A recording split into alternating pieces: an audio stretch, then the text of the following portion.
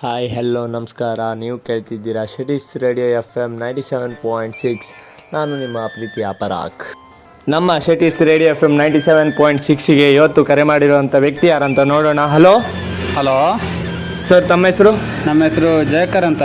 Sir, ತಾವು ಎಲ್ಲಿಂದ ಕರೆ ಮಾಡ್ತಿದ್ದೀರಾ? ಜಯಕರ್ ಜಾನರ್ಕಟ್ಟೆಯಿಂದ.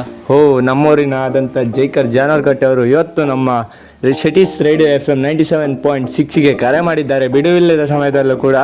ಜೈಕರ್ ಅವರೇ, ಮತ್ತೆ ಹೇಗಿದ್ದೀರಾ? ಚೆನ್ನಾಗಿದ್ದೇನೆ. ಹೌದಾ? ಅಂಗಡಿ ವ್ಯಾಪಾರ ಎಲ್ಲ ಹೇಗಾಗ್ತಿದೆ? 1 ಲಕ್ಷ ಅಡ್ಡಿಲ್ಲ. ಹಾಗೆ ಇರಲಿ ಅಂಗಡಿ ವ್ಯಾಪಾರ ಅಂತ ಹೇಳ್ತಾ ಆಶಿಸ್ತೇನೆ.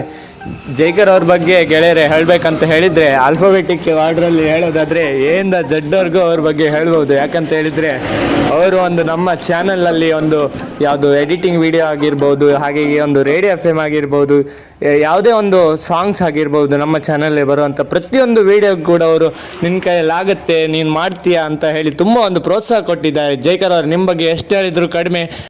ಜೈಕರ್ ಅವರೇ, ನಾನು ನಿಮ್ಮ ಹತ್ರ ಒಂದು ಕ್ವಶನ್ ಕೇಳಬೇಕಂತಿದ್ದೀನಿ, ಕೇಳ್ಬೋದಾ? ಕೇಳಿ.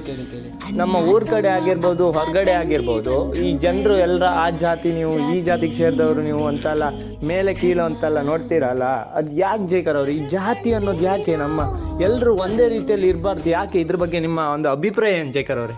ಜಾತಿ ಗೀತಿ ಎಲ್ಲ ಒಂದೇ ರೀತಿ ನೋಡಬೇಕು. ನಮ್ಮ ಮನಸ್ಸು ಒಳ್ಳೇದು ಮಾಡಿದ್ರೆ ದೇವರು. ಜೈಕರ್ ಅವರೇ, ನಿಮ್ಮ ಮಾತು 100ಕ್ಕೆ 100 ಸತ್ಯ. ನಮಗೆ ಜಾತಿ ಇದು ಅದು ಅಲ್ಲ ಯಾಕೆ ಬೇಕು? ನಾವೆಲ್ಲರೂ ಒಗ್ಗಟ್ಟಾಗಿರೋಣ, ಯಾರ ಮಾತು ಕೇಳೋದು ಬೇಡ, ನಾವು ಯಾರ ಜಾತಿಗೂ ಹೋಗೋದು ಬೇಡ ಅಂತ ಹೇಳ್ತಾ, ನಮ್ಮ ಒಂದು ಸಿಟೀಸ್ ರೇಡಿಯೋ FM 97.6 ಒಂದಿಗೆ ನಿಮ್ಮ ಸಮಯವನ್ನು ಕೊಟ್ಟಿದ್ದಕ್ಕಾಗಿ ಧನ್ಯವಾದಗಳು ಜೈಕರ್ ಅವರೇ. ಮತ್ತೊಮ್ಮೆ ನಿಮ್ಮ ಭೇಟಿ ಮುಂದಿನ ಸಂಚಿಕೆಯಲ್ಲಿ.